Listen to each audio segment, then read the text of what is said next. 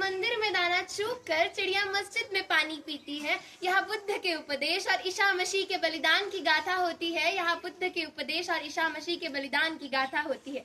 मैंने सुना है यहाँ राधा रानी की चुनरी कोई सलमा बेगम सीती है। मैंने सुना है यहाँ राधा रानी की चुनरी कोई सलमा बेगम सीती है।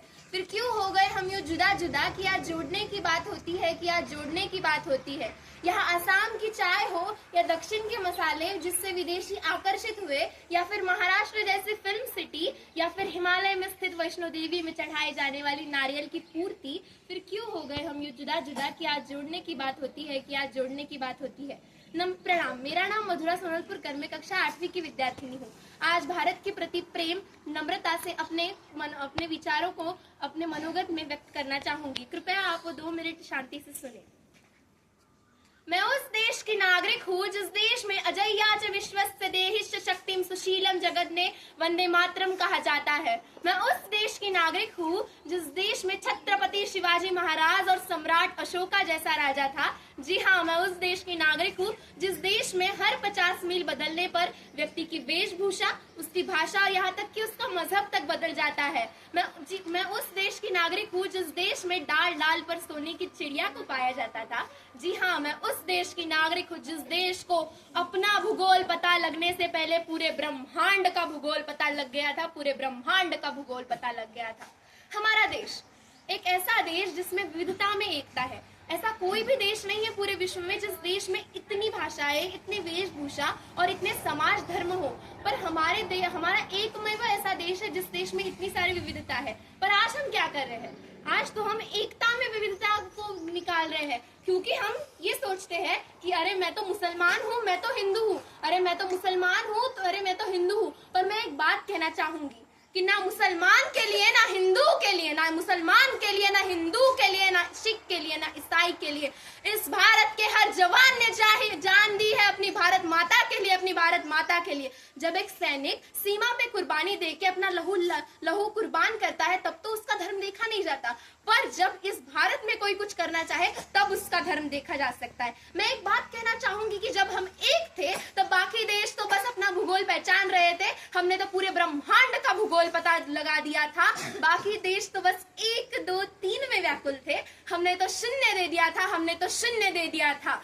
गुरुकुल से नालंदा तक शिक्षा की नींव रखी। और जब भारत का इंफ्रास्ट्रक्चर कुछ कमजोर है ये कहा गया था तो ये हमारे लिए ताना था।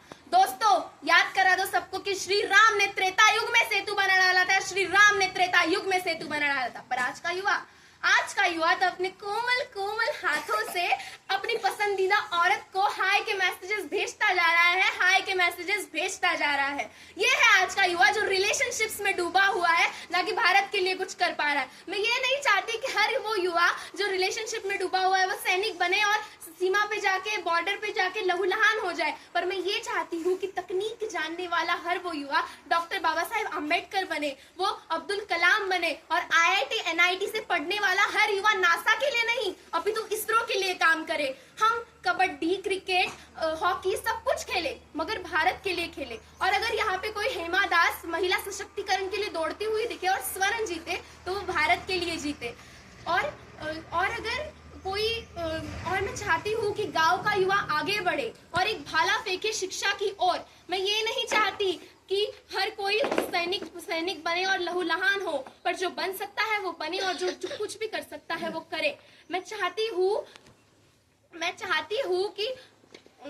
हूँ कि हर कोई आगे बढ़े, हमारे देश के लिए कुछ करे। जो चल सकता है वो चले, जो दौड़ सकता है वो दौड़े, और जो रेंग सकता है वो रेंगे, पर अपने भारत के लिए कुछ करे, अपने भारत के लिए कुछ करे। मैं आज यहाँ पे बैठे सभी युवाओं को आह्वान करना चाहूंगी कि उठो जवान देश के वसुंधरा पुकारती, उठो जवान देश के वसुंधरा पुकारती, पुकारता ये देश है पुकारती माँ भारती, पुकारता ये देश है पुकारती माँ भारती। मैं किसानों के बारे में भी कुछ कहना चाहती हूँ। हमारा एक ऐसा देश है जिसमें सबसे ज्यादा कृषि उद्योग को महत्व दिया जाता है। यहाँ पे बैठे 50 से अधिक लोगों के पिताजी किसान हैं और ये जानते हैं कि किसान बनना कितना महत्वपूर्ण है। जो इंसान सबकी थाली में एक लंच, डिनर, ये सारा खाना परोसता है, उसी को आज महत्व नहीं रहा है। जब वो इंसान किसी बड़ी जगह जाता है तब उसको कहा जाता है कि अरे इसके मैले कपड़े और इसके पसीने की बदबू, पर उसके मैले कपड़े जिस मिट्टी से हुए हैं उसी मिट्टी में वो फसल उगी है जिस फसल को तुम आज खाते हो। और हम उनकी तो तारीफ कर देते हैं साहब, हम उनकी तो तारीफ बहुत कर देते हैं साहब जो अच्छा खाना बनाते हैं, पर हम उनकी तारीफ कभी नहीं करते जो दिन रात मेहनत करके उस फसल को उगाता है, पर दिन रात मेहनत करके उस फसल को उगाता है। अब तो तिरंगा भी हमसे पूछता है कि क्या हुआ भारत, जो इंसान तुम्हारे वकील, डॉक्टर, इंजीनियर को खाना परोसने के लिए दिन रात मेहनत करता है, वही फल्ले पे फांसी लगा के लटक जाता है, वही फल्ले पे फांसी लगा के लटक जाता है जब वो अपने बच्चे की फीस नहीं भर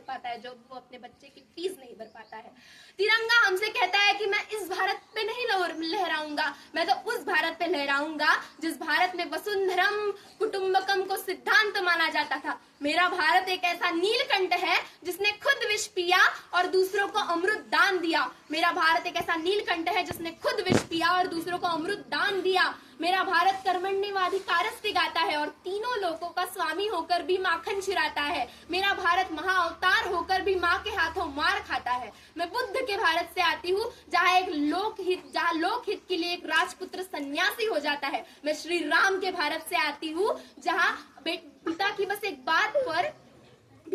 एक बात पर उसके वादे के लिए बेटा सिंहासन छोड़ के वनवासी हो जाता है।